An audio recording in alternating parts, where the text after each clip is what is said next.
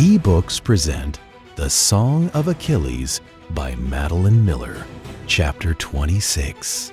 In the distance, two men are walking towards us up the long stretch of beach, wearing the bright purple of Agamemnon's camp, stamped with the symbol of heralds.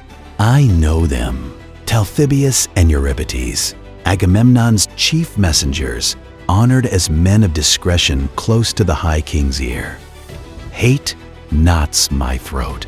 I want them dead. They are close now, passing the glaring Myrmidon guards, who rattle their armor threateningly.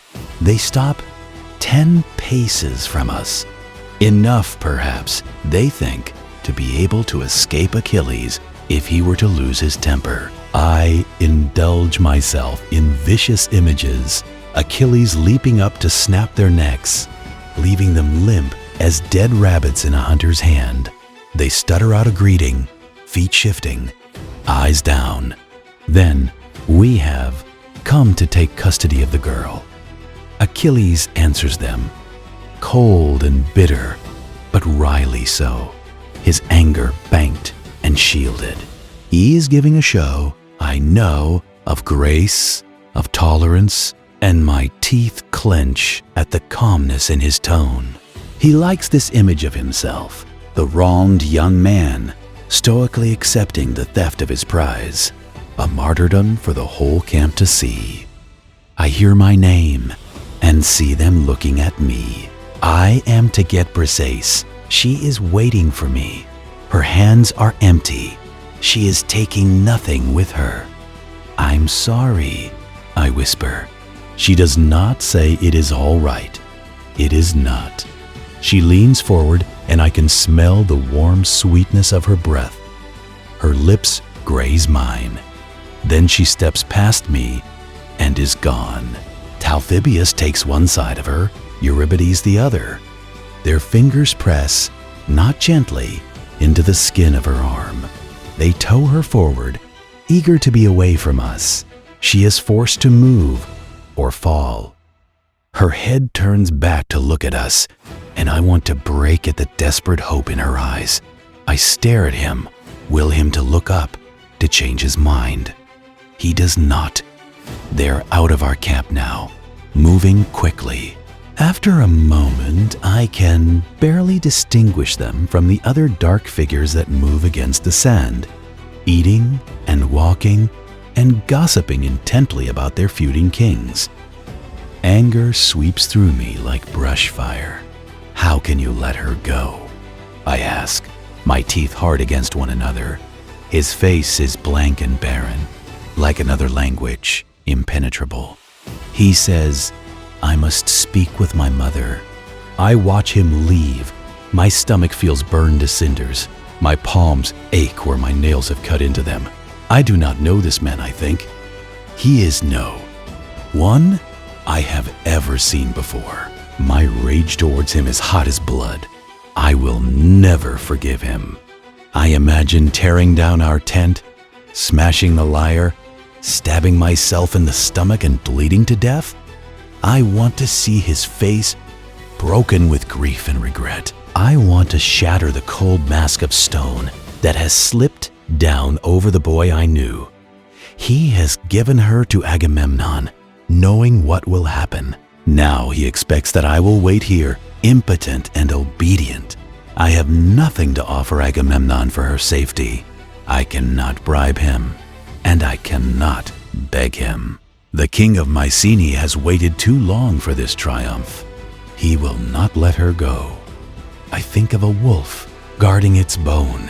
There were such wolves on Pelion who would hunt men if they were hungry enough. If one of them is stalking you, Chiron said, you must give it something it wants, more than you. There is only one thing that Agamemnon wants more than Briseis. I yank the knife from my belt. I have never liked blood, but there is no help for that now. The guards see me belatedly and are too surprised to lift their weapons. One has the presence of mind to seize me, but I dig my nails into his arm, and he lets go, Their faces are slow and stupid with shock. Am I not just Achilles' pet rabbit? If I were a warrior, they would fight me, but I am not. By the time they think they should restrain me, I am inside the tent. The first thing I see is Briseis. Her hands have been tied, and she is shrinking in a corner. Agamemnon stands with his back to the entrance, speaking to her. He turns, scowling at the interruption, but when he sees me, his face goes slick with triumph. I have come to beg, he thinks. I am here to plead for mercy as Achilles' ambassador. Or perhaps I will rage impotently for his entertainment. I lift the knife, and Agamemnon's eyes widen. His hand goes to the knife at his own belt, and his mouth opens to call the guards. He does not have time to speak. I slash the knife down at my left wrist. It scores the skin, but does not bite deep enough. I slash again, and this time I find the vein. Blood spurts in the enclosed space. I hear Briseis' noise of horror. Agamemnon's face is spattered with drops. I swear that the news I bring is truth, I say. I swear it on my blood. Agamemnon is taken aback. The blood and the oath stay his hand. He has always been superstitious. Well, he says curtly, trying for dignity, speak your news then. I can feel the blood draining down my wrist, but I do not move to stanch it. You are in the gravest danger, I say. He sneers. Are you threatening me? Is this why he has sent you? No, he has not sent me at all. His eyes narrow, and I see his mind working, fitting tiles into the picture. Surely you come with his blessing. No, I say. He is listening now. He knows what you intend towards the girl. I say. Out of the corner of my eye, I can see Briseis following our conversation, but I do not dare to look at her directly. My wrist throbs dully, and I can feel the warm blood filling my hand, then emptying again. I drop the knife and press my thumb onto the vein to slow the steady draining of my heart. And do you not wonder why he did not prevent you from taking her? My voice is disdainful. He could have killed your men and all your army. Do you not think he could have held you off? Agamemnon's face is red, but I do not allow him to speak. He let you take her. He knows you will not resist betting her. And this will be your downfall. She is his, won through fair service. The men will turn on you if you violate her, and the gods as well. I speak slowly, deliberately, and the words land like arrows, each in its target. It is true what I say, though he has been too blinded by pride and lust to see it. She is in Agamemnon's custody, but she is Achilles' prize still. To violate her is a violation of Achilles himself, the gravest insult to his honor. Achilles could kill him for it, and even Menelaus would call it fair. You are at your power's limit even in taking her. The men allowed it because he was too proud, but they will not allow more. We obey our kings, but only within reason. If Aristos Achaeon's prize is not safe, none of ours are. Such a king will not be allowed to rule for long. Agamemnon has not thought of any of this. The realizations come like waves, drowning him. Desperate, he says, "My counselors have said nothing of this. Perhaps they do not know what you intend. Or perhaps it serves their own purposes." I pause to let him consider this. Who will rule if you fall? He knows the answer. Odysseus and Diomedes together, with Menelaus as figurehead. He begins to understand at last the size of the gift I have brought him. He has not come so far by being a fool. You betray him by warning me. It is true. Achilles has given Agamemnon a sword to fall upon, and I have stayed his hand. The words are thick and bitter. I do. Because he is wrong, I say. My throat feels raw and broken, as though I have drunk sand and salt. Agamemnon considers me. I am known for my honesty, for my kind-heartedness. There is no reason to disbelieve me. He smiles. You have done well, he says. You show yourself loyal to your true master. He pauses, savoring this, storing it up. Does he know what you have done? Not yet, I say. Ah. His eyes half close, imagining it. I watch the bolt of his triumph, sliding home. He is a connoisseur of pain. There is nothing that could cause Achilles greater anguish than this. Being betrayed to his worst enemy by the man he holds closest to his heart. If he will come and kneel for pardon, I swear I will release her. It is only his own pride that keeps his honor from him, not I. Tell him I do not answer. I stand and walk to Briseis.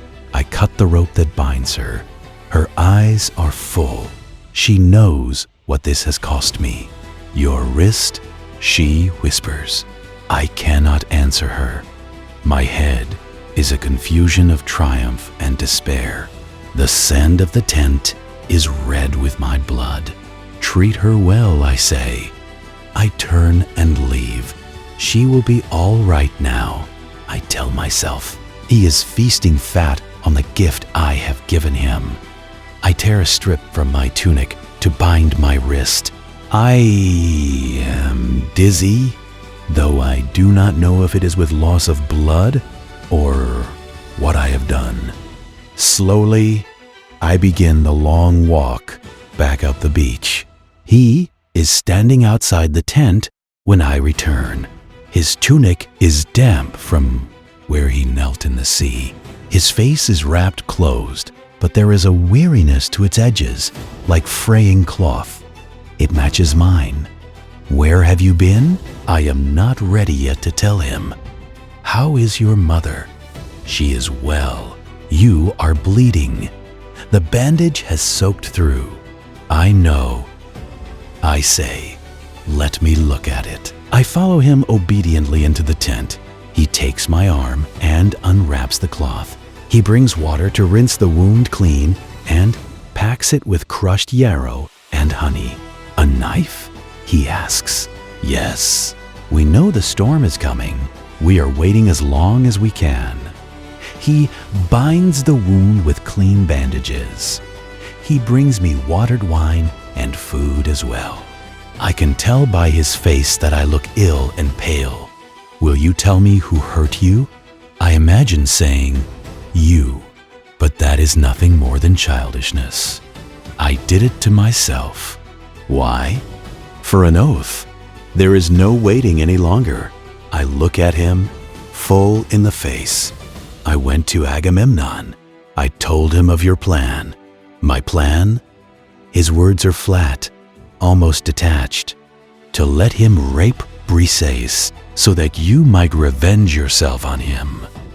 Saying it out loud is more shocking than I thought it would be. He rises, half turning so I cannot see his face. I read his shoulders. Instead, they're set, the tension of his neck. So you warned him. I did. You know, if he had done it, I could have killed him. That same flat tone. Or exiled him, forced him from the throne. The men would have honored me like a god. I know, I say. There is a silence, a dangerous one. I keep waiting for him to turn on me, to scream or strike out. And he does turn, to face me at last. Her safety for my honor. Are you happy with your trade? There is no honor in betraying your friends. It is strange, he says. that you would speak against betrayal. There is more pain in those words almost than I can bear. I force myself to think of Briseis. It was the only way. You chose her, he says, over me, over your pride. The word I use is hubris, our word for arrogance that scrapes the stars, for violence and towering rage as ugly as the gods. His fists tighten. Now, perhaps, the attack will come. My life is my reputation, he says. His breath sounds ragged. It is all I have. I will not live much longer. Memory is all I can hope for. He swallows thickly. You know this. And would you let Agamemnon destroy it? Would you help him take it from me? I would not, I say. But I would have the memory be worthy of the man. I would have you be yourself, not some tyrant remembered for his cruelty. There are other ways to make Agamemnon pay. We will do it. I will help you, I swear, but not like this. No fame is worth what you did today. He turns away again and is silent. I stare at his unspeaking back.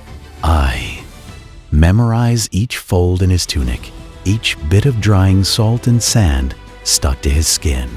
When he speaks at last, his voice is weary and defeated. He doesn't know how to be angry with me either. We are like damp wood that won't light. It is done then? She is safe. She must be. You would not have come back otherwise. Yes, she is safe. A tired breath. You are a better man than I. The beginning of hope. We have given each other wounds, but they are not mortal. Briseis will not be harmed, and Achilles will remember himself, and my wrist will heal. There will be a moment after this, and another after that. No, I say, I stand and walk to him. I put my hand to the warmth of his skin. It is not true. You left yourself today, and now you are returned. His shoulders rise and fall on a long breath. Do not say that, he says, until you have heard the rest of what I have done.